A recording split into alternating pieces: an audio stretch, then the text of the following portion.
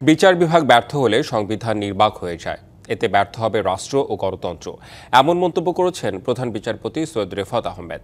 সকালে রাজধানীর একটি হোটেলে সেন্টার ফর গভর্নেন্স স্টাডিজের উদ্যোগে আয়োজিত বে অব বেঙ্গল কনভারসেশনে তিনি একথা বলেন। এ সময় তিনি বলেন, বিচার বিভাগ ব্যর্থ হলে মানুষের আশা ধ্বংস হয়। বলেন, বিচার বিভাগের সংস্কার শুধু সৌন্দর্যবর্ধন নয়, এটি রাষ্ট্রের ন্যায় ও গণতন্ত্রকে টিকিয়ে রাখার সংগ্রাম।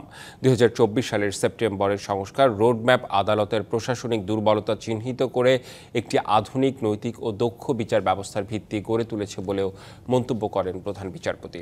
অনুষ্ঠানে পররাষ্ট্র উপদেষ্টা বলেন, দায়িত্ব নেয়ার পর জাতীয় স্বার্থকে প্রাধান্য দিয়ে বিশ্বের বড় দেশগুলোর সঙ্গে সম্পর্ক উন্নয়নে কাজ করে যাচ্ছে সরকার।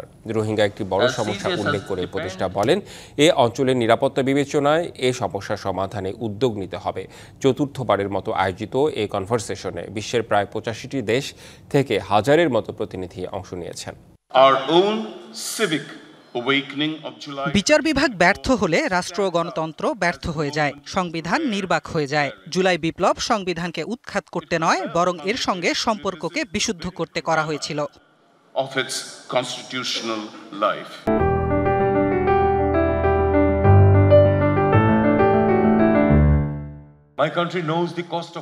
অন্তর্বর্তী সরকার দায়িত্ব নেয়ার পর নিজেদের নিরাপত্তা, জাতীয় স্বার্থ রক্ষাকে প্রাধান্য দেওয়া হচ্ছে। এই মুহূর্তে রোহিঙ্গা একটি বড় সমস্যা, নিজেদের নিরাপত্তা নিশ্চিত করে এই সমস্যার সমাধানে পদক্ষেপ নেওয়া হচ্ছে।